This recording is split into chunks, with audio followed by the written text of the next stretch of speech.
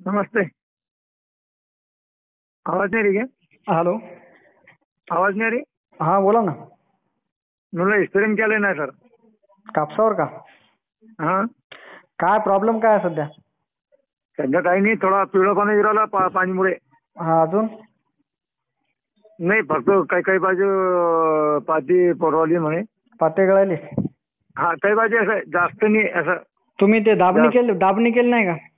केलेत आपली. हा, दाबणी केल्यावर मग तर दाबणी केल्यानंतर तर पातेच गळायला नाही पाहिजेत. अरे मैंने तुमने बोले मैं दाब करतो, तुम्हें दाबनी करने का खेत में हो, और उसके 2 दिन बाद में पानी गिरा. हमने पानी खोलने के बाद में खेत में गया तो देखा तो कपास सरळ दिसू राहिली मला. ते दाबणी करताना त्याला बुडाखाली माती लावावी लागते, जेणेकरून कापूस वापस नाही आला पाहिजे. आणि दाबणी केल्यानंतर एकही पातं गळत नाही तुमच्या शेतात. जरी गळालं ना, हा जरी पातं पडलं तुमचं, तर ज्या ठिकाणी पातं पडलं त्या ठिकाणी परत पातं येते, कारण सूर्यप्रकाश मिळते मधात. हा, बरोबर आहे. आता संपूर्ण महाराष्ट्र सध्या अतिवृष्टी झाली आणि शेतकऱ्यांचा एकच प्रश्न आहे की पातेगळ पातेगळ पातेगळ. भरपूर लोकांचे नाही, तुमच्या म्हणण्यावर आपण लावलेले कापूस 6-4 ना, तर त्याच्यातनं कमी आहे. लोक ते कापसावर जास्त आहे, मग आपल्या कापूसवर इतके पातीगळ नाही. हा हा. तर आता सांगतो तुम्हाला. कुठे आहे? हा, तर इकडे आहे का, याच्यामध्ये सूर्यप्रकाश महत्वाचा आहे. हा यामध्ये सूर्यप्रकाश महत्वाचा आहे म्हटलं. हा हा. सध्या पातेगळीचा विषय खूप मोठा आहे महाराष्ट्रात. ज्यांनी 3 बायक लावलं किंवा मग 4 बायक लावलं किंवा कमी अंतर लावलं, अशा ठिकाणी शेतकऱ्यांच्या शेतात पातेगळही होते. म्हणजे ज्या ठिकाणी सूर्यप्रकाश मिळाला नाही किंवा तुमच्या शेतात एखादं झाड पडलं असेल तर त्या झाडाला उचलून त्याच्या खाली किती पातेगळ दिसते आपल्याला. नाही, तुमचे पलट पाहिला ना, मी तुमचे मोबाईल पाहतो ना, मी तुमचे पलट जीटीपी लावले तुमच्या म्हणण्यावर 4-6 5-7 हो, इतके शिकायत नाहीये. मग जो लोकांना पारंपरिक करतो ना, ते लोकांचं भरपूर शिकायत आहे की पाणी पावसामुळे जास्त पाती गळ उराली म्हणे. मग आपल्या शेतात नाहीये ना ते. हा, जरी पडली समजा आपल्या पद्धतीत, जरी 25-30% पडली किंवा पारंपरिक पद्धतीमध्ये जरी पडली की नाही, आता आपल्या पद्धतीमध्ये काय होते, अंतर मोठं असल्यामुळे ज्या ठिकाणी पाते गळ झाली त्या ठिकाणी परत येते. पण पारंपरिक पद्धतीमध्ये काय होते, ठिकाणी अंतर मिळालं की नाही, त्या ठिकाणी खाली परत बोंड आणि पाते लागत नाहीत, कारण खाली सूर्यप्रकाश जात नाही. त्याला अर्ध्यातूनच वर पाते आणि बोंड लागते. तर आता समोर पाते गळ व्हायला नाही पाहिजे, त्याच्यासाठी काय करायचं, सर्वात प्रथम दाबणी करायची आणि झाड विरळणी करायची. हा महत्वाचा विषय झाला आपल्या अमृत पॅटर्न मध्ये. आणि पारंपरिक आणि अमृत पॅटर्न मध्ये फवारणी घेताना सर्वात प्रथम आपलं ब्ल्यू कॉपर 30 ग्राम घ्यायचं. काळे डॉट जर पडत असले आपल्या शेतामध्ये तर ट्रेप्टोसायक्लिन येते बघा, 6 ग्रामची पुडी आहे, ते आपल्याला 3 ग्राम घ्यायचं एका 15 ते 20 लिटर पंपसाठी. यासोबत ऍसिपेट 75% घ्यायचं, जेणेकरून जे काही आळी असते ना, आळीनं डंक मारला की बारीक पाते गळती की नाही, ऍसिपेट 75% 30 ग्राम घ्यायचं. आणि मोनोक्रोटोफॉस हे 40 ml घ्यायचं. पहिले घेतलं कोणते म्हणून. हा, तर आता तुम्ही म्हणत की मग एक्स्ट्रा 10 ग्राम किंवा इमिडा 10 ml दोन्हीपैकी एक घ्या. आणि 100 ग्रॅम युरिया टाकायचा. आता लोकांना वाटेल की ह्याचं तुम्ही जुनीच औषधी सांगली किंवा मग तुम्ही तुमच्या म्हणण्यावर आपण जितकी बी फवारण्या केल्या दादा तुमच्या म्हणण्यावरच केलं, आपल्याला काय अडचण नाही आली.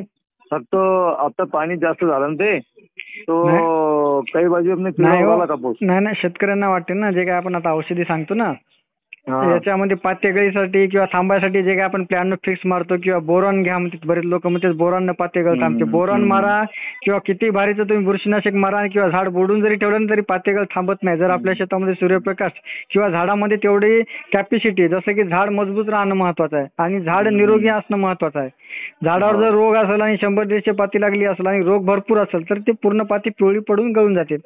बिलिकोपरने घेतलं ते त्याच्यासोबत त्यांनी M45 घेतलं चालेल का? एम्प्लिवो नाही, M45. M45 नाही ना, ब्ल्यू कॉपरच घ्या. असं का? दोन्ही बुरशीनाशकच आहे ना. हा, तुम्ही खर्च काऊन जास्त करायले? तुम्हाला आम्ही खर्च कमी शेतकऱ्यांना सांगतो, खर्च कमी. वो कसं आता ते मतलब आपल्याला दादा आपण कधी आमच्याकडे कधी मतलब ते घेतलेच नाही बिलिकोपर हो. आणि ते आमच्याकडे दुकानदाराचं म्हणणं काय राहतं की भाई बिलिकोपर चालत नाही कोणी दवा सोबत हो, असं. तर आपल्याला मतलब डोक्यामध्ये आपल्या मनात कसं राहतं, मतलब एक शक्ती बुनियाद असते की भाई हे मारल्यावर काय होतं. इकडे बघा, माणूस घाबरून जातो. आपल्याकडे दुकानदार देत नाही मला, तुमचे जे दवा म्हणता ना तुम्ही, तर आमच्याकडे दुकानदार देत नाही, याच्यासोबत ते चालणार नाही असं म्हणतात ते. आम्ही आपले तुमच्या म्हणण्यावर आणि आपले मतलब आपली ताकदवर आपले स्प्रे केले आम्ही ना तो ते नाहीच म्हणते. ते म्हणते काय म्हणजे जास्त आपले असे टप घेतले तर कपास पिवळी होऊन जाते, लाल होऊन जाते. मला असं काय झाला नाही. तुमच्या म्हणण्यावर मी घेतला पहिल्यापासून आजलाच. मी काय म्हणतो हा इकडे आहे का आता आजपर्यंत तुम्ही शेती किती वर्ष झाली शेती करायला? 20-25 वर्ष. 20-25 वर्ष झाली शेती करायला. आणि आपल्या पद्धतीने कधीपासून करायला? आताच लावला ना मी तुमच्या म्हणणं. पहिलेच वर्ष होय ना? हा पहिले वर्ष. आता समजा कापूस लावून तुमच्या शेतात कमी किती दिवस झाले? 3-4 महिने झाले? 10 तारखेला लावले ते. जेव्हापासून तुम्ही कापूस लावला तेव्हापासून ते आतापर्यंत जेव्हा जेव्हा तुम्ही दुकानावर गेले तेव्हा तुम्हाला एकदा ही दुकानदार जे काही आपण औषधी सांगली की नाही ते एकही औषधी तुम्हाला घेऊन जा असं म्हणला का? नाही किसने नाही. असं फक्त शिवण्याचे दुकान जे आमचं शिवणं आहे ना, आपले 20-25 किलोमीटर आहे आमच्या मागे आहे थोडा. त्याच्याकडून घेतला मी. त्याने तारीफ केलं तुमची. हे दवा मारा तुम्ही, तुम्हाला कापसावर काय रोग येत नाही म्हणे, काय मोठा रोग येत नाही. लोक रिकामा पैसा नाश करतात म्हणे. तुम्हाला डोक्यात कास्ट आली म्हणे हे दवा. तो मी तिला सांगितलं ते आपले ते मार्गदर्शन करवलं मी. ते यवतमाळमध्ये तिथे माणूस आहे ते बेसिक प्रॅक्टिकल आहे. त्यांनी शेतावर आपले मतलब तो कंपनीचा आहे नाही फक्त आपले प्रैक्टिकल है, मतलब अपने खुद का बेसिक है, मतलब तो उसके बोलने के ऊपर चढ़ रही है. तो ऐसा कुछ नहीं बोले, बहुत भारी काम है बोले अपने, मतलब ऐसा बोला उसने जैसा कि भाई ये कम खर्चे में तुम्हारा काम हो रहा है. एक वो दुकानदार ने तारीफ करा. बाकी जितने भी हमारे तरफ के दुकानदार है ना दादा